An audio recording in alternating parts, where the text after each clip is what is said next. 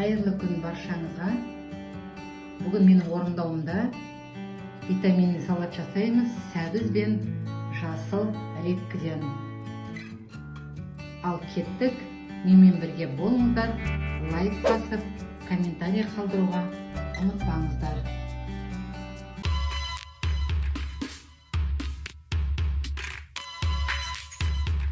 Бізге керек болады жасыл редька, сәбіз, специи, соевый соус, подсолнечное масло, сұйық май, қызыл ащы бұрыш, уксус.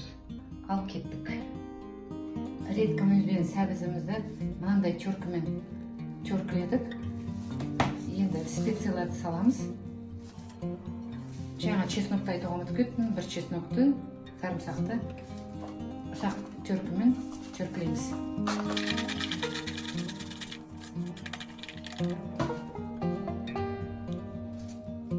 Соевый соус.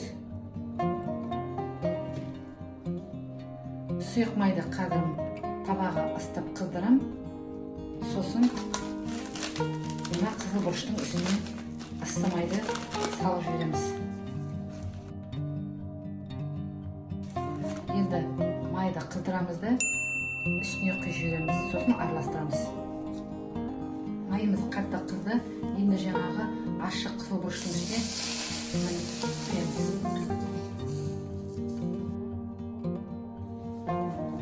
Енді уксус менде 6%, 9% де құюға болады, яблочный. Енді араластырамыз. Араластырып болғаннан кейін қазір менде қатырылған свежий кинза бар. Соны саламыз. Сіздер өздеріңіз қалауларыңыз қандай зелень, соны салуға болады. Петрушка саласыз ба, укроп саласыз ба, кинза саласыз ба. Негізі кинзасы дұрыс болады салған.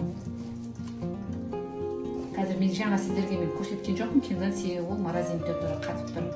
Қазір шығарамды, аламды, саламды, араластырамын.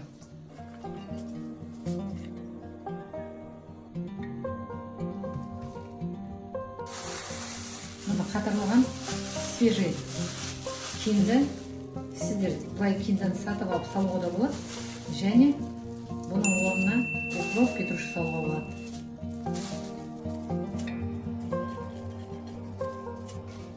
Тұзын дәмін өздеріңіз қарайсыздар. Тұзды қылғыларыңыз керек па, шекерін құшты молырақ қылғыңыз келе ме?